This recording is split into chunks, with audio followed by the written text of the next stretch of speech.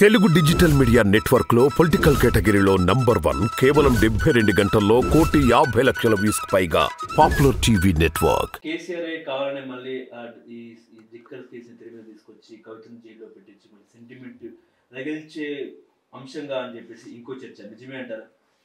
అంటే కేసీఆర్ అంత రిస్క్ తీసుకుంటాడా లేదా అనేది కొంత అనుమానం.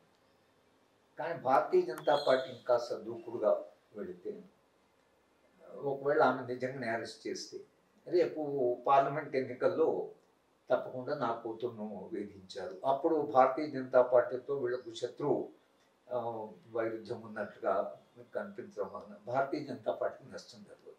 ఎందుకంటే వాళ్లకు తెలంగాణలో ఎక్కువ బేస్ లేదు.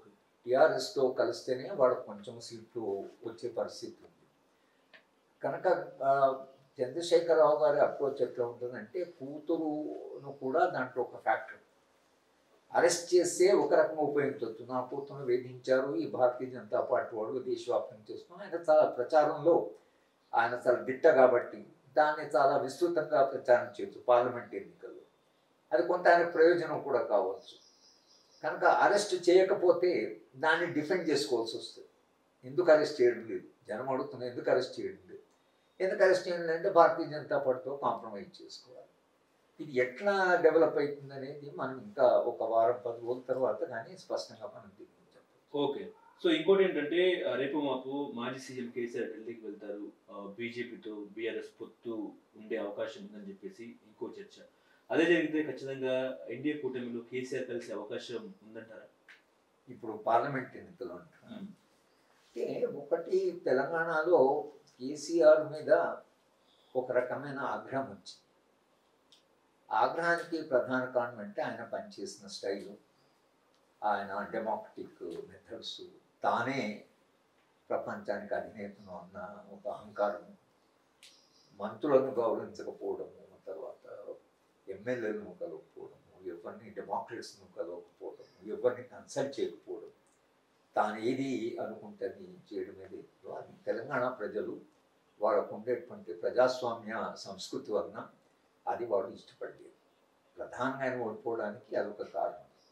రెండవది తెలంగాణ అస్తిత్వాన్ని వదిలేసేసి ఆయన భారతీయ రాష్ట్ర సమితి పెట్టుకున్నాడు. ఆయన బేస్ పోయినట్లు. ఆయనకు ఉండే బేసే తెలంగాణ.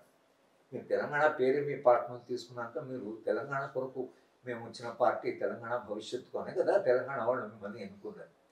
మీరు ఆ రోజే మేము జాతీయ పార్టీ అయితే కాంగ్రెసే గెలిచేది. మీరు ఒక ప్రాంతీయ పార్టీ అని కదా వాళ్ళని గెలిపించింది. కనుక రేపు వచ్చే ఎన్నికల్లో కూడా ఇవాళ అసెంబ్లీ ఎన్నికల కంటే ఈ 2-3 నెలల్లో ఏం మారిందని ఇవాళ సడన్గా మళ్ళీ కాంగ్రెస్ నుంచి ప్రజలు అంత తొందరగా మారరు. కనుక ఇవాళ వాళ్ళకి కొంత వ్యతిరేక పవనాలే ఉన్నాయి. కానీ భారతీయ జనతా పార్టీతో కలవడం అనే ఫ్యాక్టర్ ఏదైతుందో అది ఒకవేళ కలిస్తే ప్రజలు సరే 2 పార్టీలు కలిసాయి, జాతీయ పార్టీ నరేంద్ర మోడీ ఆయనకుండే ఈ ప్రచారం, ఆయన క్యారిస్మా ఇవన్నీ కలిసి కొంచెం ప్రయోజనం ఉంటూ ఉండొచ్చు. కానీ తెలంగాణ ఓటు పార్లమెంట్లో చాలా భిన్నంగా మొన్న పడ్డదానికంటే డిఫరెంట్గా ఆయన పెద్ద ఎత్తున గెలిపించడం అనేది ఏదైతుందో ఇప్పటికైతే అది సాధ్యం కాదని నేను అనుకుంటున్నాను. ఓకే.